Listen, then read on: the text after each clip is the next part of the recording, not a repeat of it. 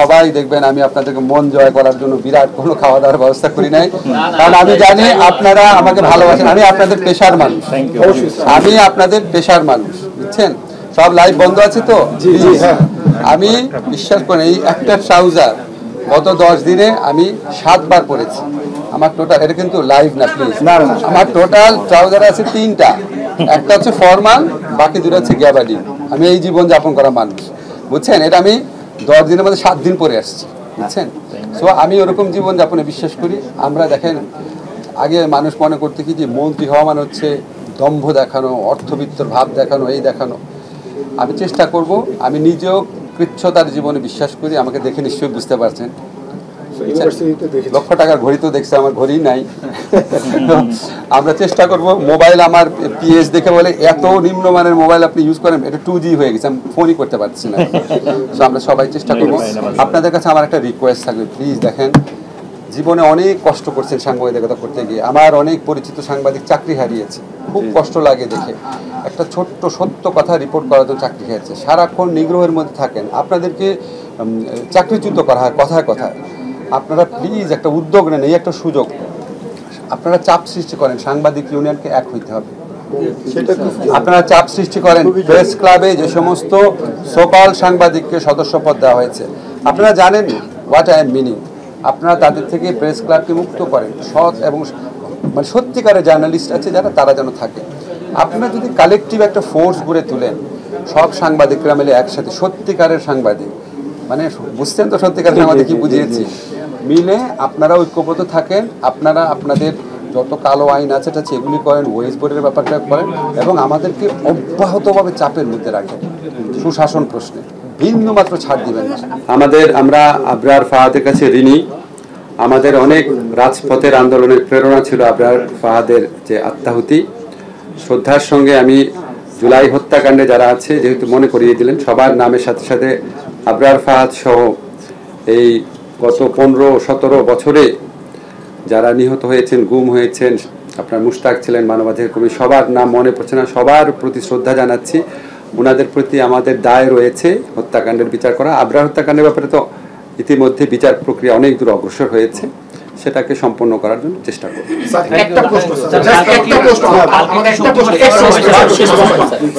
সেটা হচ্ছে স্যার, আমরা দেখেছি যে স্যার গত 15 বছরে, যেমন আমার বয়স 36 বছর, আমি এখন পর্যন্ত ভোট দিতে পারিনি স্যার। 5 বছর পর পর যে ভোট দেওয়ার কথা সেটা হচ্ছে না। সেক্ষেত্রে স্যার নির্বাচন কমিশন যে আইন অথবা নির্বাচন কমিশনকে ঢেলে সাজানোর জন্য আপনারা কোনো ব্যবস্থা নেবেন কিনা মানুষের ভোটাধিকার ফিরিয়ে দেওয়ার জন্য স্যার? সর্বোচ্চ আন্তরিকতার সাথে অবশ্যই নিব। আমি সাংবিধানিক আইনের শিক্ষক, আমার স্টুডেন্টদেরকে যখন বলতাম জনগণের ভোটে নির্বাচিত, তখন তারা হাসা শুরু করতো। আমি অনেকবার আপনাদের জানেন টক শোতে বলেছি, একটা জাতির, পুরা জাতির ভোটাধিকারকে মানে কি বলবো আর কি, এইরকম মানে ফার্স করা মানুষের ভোটাধিকারের সাথে, এই রাষ্ট্রের মালিকানা হচ্ছে জনগণের, আর্টিকেল 7 অনুযায়ী এই পুরা মালিকানারকে ছিনিয়ে নেওয়া যাওয়া হয়েছে ভোটাধিকার কেড়ে নেওয়ার মাধ্যমে। আমরা এটা নিয়ে অত্যন্ত আন্তরিকতার সাথে সর্বোচ্চ মানে মেধা প্রয়োগ করে, আমাদের যতটুকু মেধা আছে অবশ্যই আমরা চেষ্টা করব।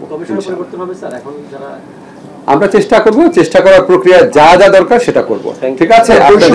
বৈষম্য বিরোধী আন্দোলনের প্রেক্ষিতে আপনারা আজকে সরকার গঠন করেছেন, ইতিমধ্যে আপনারা এই সমাজে কোন কোন বৈষম্য আইডেন্টিফাই করেছেন এবং কোন কোন বৈষম্য দূর করার, যেহেতু আপনারা রিফর্ম করার একটা উদ্যোগ নিয়ে, আমরা শুনি স্পেসিফিক কিছু বলতে পারেন কিনা? স্পেসিফিক বলতে পারি, এই সমাজের রন্ধ্রে রন্ধ্রে বৈষম্যের বীজ এই সদ্য বিদায়ী সরকার রোপণ করে গেছে।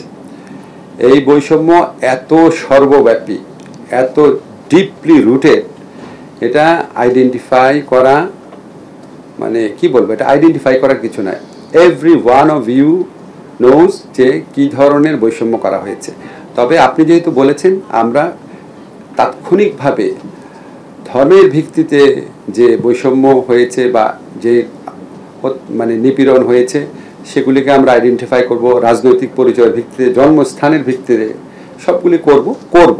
আমরা অ্যাওয়্যার আছি, আমরা আমাদের তো খুব অল্প দিন হলো, আমরা সবই করব। আমরা জানি আপনাদের অনেক প্রত্যাশা আছে, কিন্তু আমাদের সামর্থ্যের সীমাবদ্ধতা আছে, এটাও বিবেচনা করে দেখবেন। আর আপনাদেরকে সবাইকে একটা জিনিস বলি, আমি নিজে একসময় সাংবাদিক ছিলাম, আমি জানি আপনারা কত চাপের মধ্যে সাংবাদিকতা করেছেন। এর মধ্যে অনেকে অনেক সাহসিকতার সাথে সাংবাদিকতা করেছেন, অনেকে পারেন নাই করতে, অনেকে ইচ্ছা করেই সাংবাদিকতা করেননি। সাবেক প্রধানমন্ত্রী এবং সরকারের স্থাপকতা করেছেন, কিন্তু এদের সংখ্যা বেশি না। আমি জানি আপনাদের মেজরিটির মধ্যেই সৎ, সাহসী, নিরপেক্ষ সাংবাদিকতা করা মানসিকতা আছে।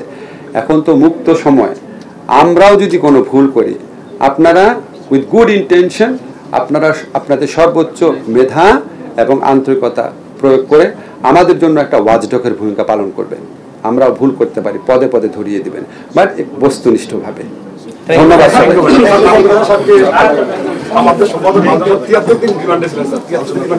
পার্সোনাল স্পেসিফিক প্রশ্ন করেন না, আমি সব বললাম, সবই দেখার চেষ্টা করবো।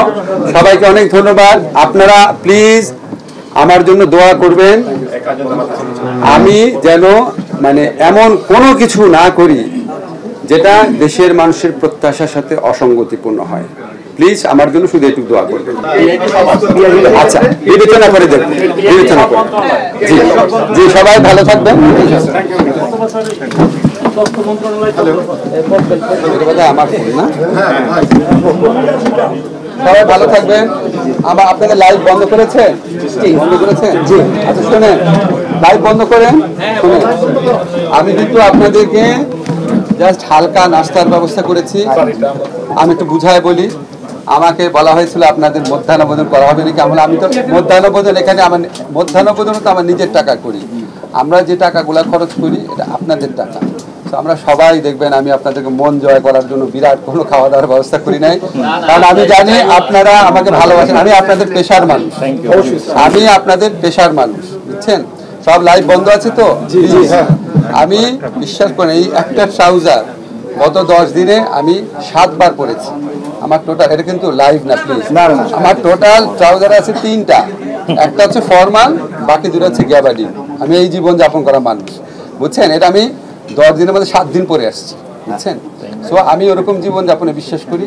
আমরা দেখেন, আগে মানুষ মনে করতে কি যে মন্ত্রী হওয়া মানে হচ্ছে দম্ভ দেখানো, অর্থবিত্তর ভাব দেখানো, এই দেখানো। আমি চেষ্টা করব, আমি নিজেও কৃচ্ছতার জীবনে বিশ্বাস করি। আমাকে দেখে নিশ্চয়ই বুঝতে পারছেন। লক্ষ টাকার ঘড়ি তো দেখছে, আমার ঘড়ি নাই। আমরা চেষ্টা করব। মোবাইল আমার পিএস দেখে বলে এত নিম্নমানের মোবাইল আপনি ইউজ করেন, এটা 2G হয়ে গেছে, আমি ফোনই করতে পারছি না। তো আমরা সবাই চেষ্টা করব। আপনাদের কাছে আমার একটা রিকোয়েস্ট থাকবে, প্লিজ দেখেন, জীবনে অনেক কষ্ট করছেন সাংবাদিকতা করতে গিয়ে। আমার অনেক পরিচিত সাংবাদিক চাকরি হারিয়েছে, খুব কষ্ট লাগে দেখে। একটা ছোট্ট সত্য কথা রিপোর্ট করা তো চাকরি হারিয়েছে, সারাক্ষণ নিগ্রহের মধ্যে থাকেন, আপনাদেরকে চাকরিচ্যুত করা হয় কথায় কথায়। আপনারা প্লিজ একটা উদ্যোগ নেন, এই একটা সুযোগ। আপনারা চাপ সৃষ্টি করেন, সাংবাদিক ইউনিয়নকে এক হইতে হবে।